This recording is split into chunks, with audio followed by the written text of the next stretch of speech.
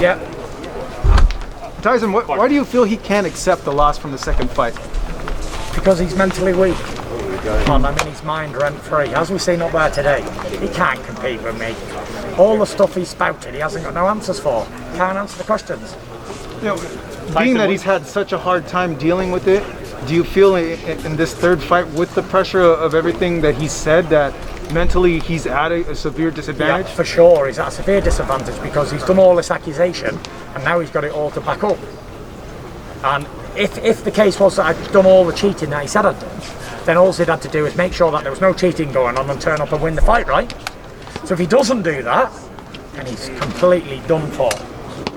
His legacy's in bits right now. It was all good because any man can lose a fight, but not come out with all the rubbish excuses he come out with. That tarnishes a man's legacy completely. It was supposed to be that the winner of this fight would fight Joshua. Yeah. And the winner of that would be the king of boxing. But now I'm already the king of boxing. I'm heavyweight champion of the world, lineal ring WBC. Can't beat that. Undefeated heavyweight champion of the world, me. By winning king of this boxing. fight, The undisputed king of boxing.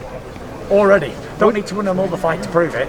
I'm already that man. What do you make of him saying the whole eye for an eye thing, and does it get you thinking like, okay, what is he up to?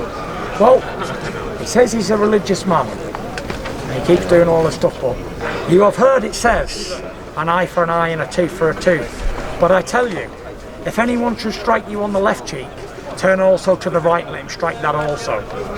There we are. I don't believe in an eye for an eye and a tooth for a tooth. That's done for. What kind of difference Tyson, do you think? You talked about how you dominated him in the first fight. You totally destroyed him in the second fight. How do you stay motivated then, knowing that you feel like you beat him so easily?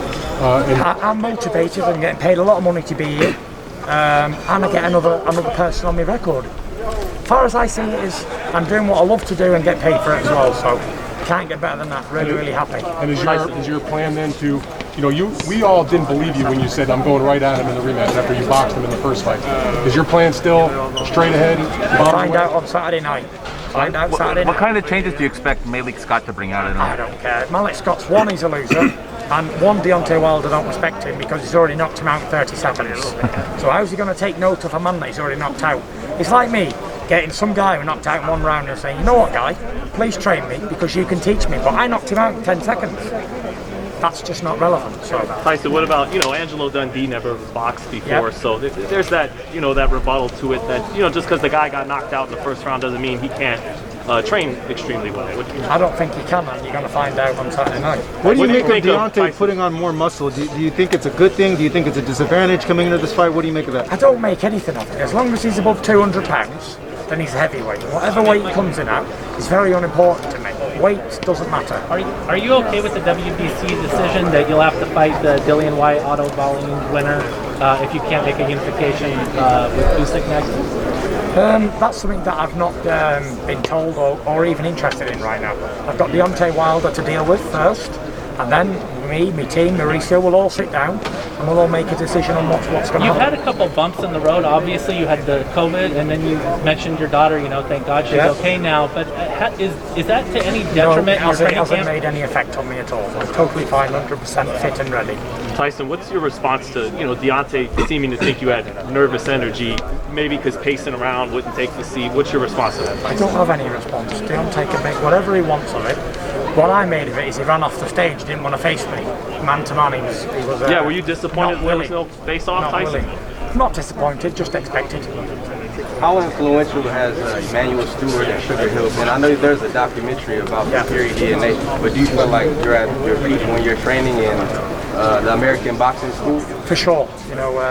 Emmanuel Stewart and Sugar Hill, I believe, are the best trainers that's ever been, some of them. And I'm being taught by the best, so I don't think I can get a better teacher than Sugar.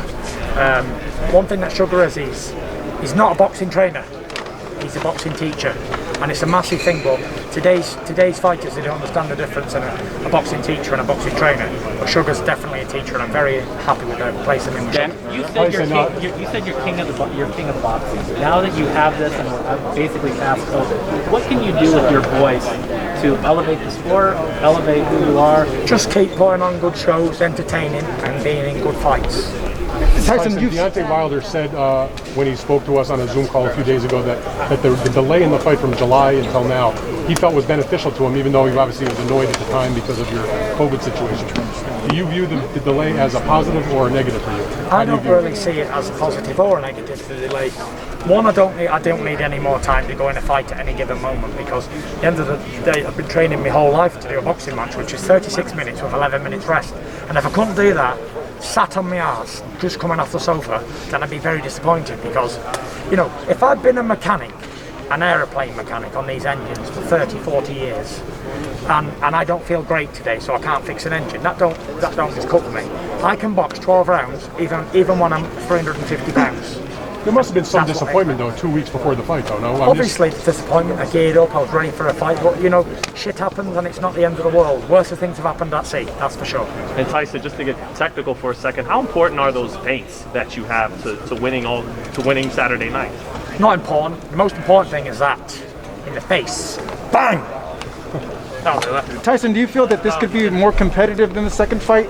I don't know, and the answer to that question is don't really care. We'll find out Saturday night. Thank you guys, all the best. Thank you.